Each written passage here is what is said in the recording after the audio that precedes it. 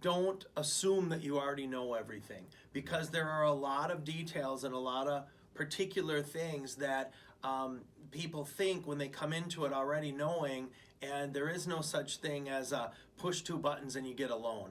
That's definitely a narrative that's out there that's not accurate.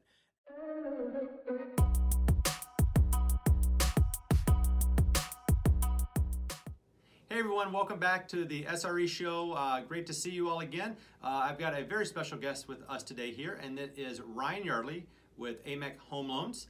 Ryan, thanks for being on the show today. Hey, thanks. Glad to be here. Awesome. So, Ryan, a large segment of today's buyers out there are first-time buyers, and I get asked a lot from all these buyers about shopping at home, shopping for homes, looking online. What would you say is one of the number one tips that buyers out there today really need to know about mortgages?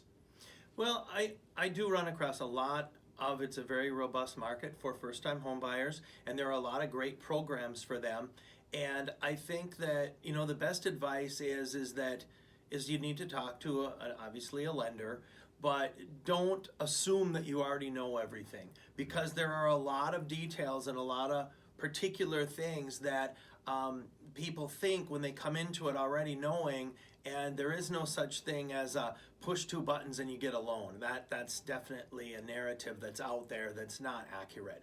And so you want to talk to a lender, and we're going to go through your particular situation and what you qualify for, and like 3 or 4 different ways that you can do the deal. That it's not like just a linear one way to do it. There's a lot of options, and you really should know all the options and make a really good decision from knowing what those are, instead of just assuming, oh, I know what this is, and because my friend told me this. So it's not always, everybody is different, everybody's unique, and you should get advice specific to you.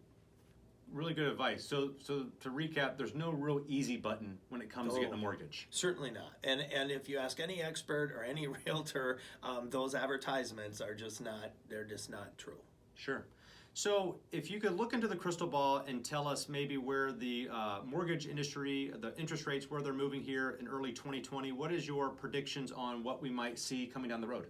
So I've seen a lot of reports, and in my business we get a lot of data that's fed to us regarding those things, and the market's supposed to be really stable. Going into 2020 should be pretty stable. Our rates are just under 4% now. They should kind of remain around there. If the country goes into any type of recession, the interest rates will get better. If the economy stays strong and is really firing on all cylinders like it has been, then they might go up a little bit. So the economy kind of dictates that.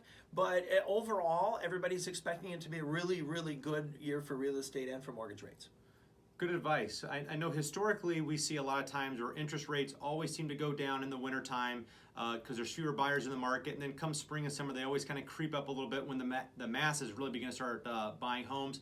Do you see that trend kind of following here in 2020, or do you see something maybe a little different? Oh, I think that it's really more dependent upon the economy and what the Fed does, more so than like the time of year of people buying and selling. And so it's really going to be about the economics. But it's an election year, and so election year tends to be favorable on the economics and on the interest rates, because it just happens to be that way. I'm not sure who influences that, but it does seem to pan out that way. I'll go with that trend.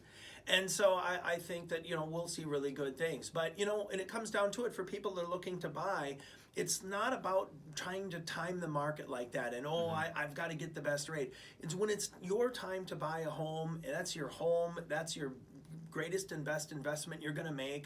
It's time, and as you know, the prices keep going up. So just to try to save 0.25% on interest and pay another $10,000 for the house that's not a winning game. You need to, if it's your time to buy, get out looking, talk to a loan officer, get some numbers, and see if it works for you. Awesome. Great advice. Thanks so much for being on the show today. Below, you will be able to see all of Ryan's contact information if you have questions for him. Again, if you have other topics that you'd love to learn about, we would love to see your comments below. Give us some likes. Thanks again for watching, and we'll see you in the next episode. Thanks.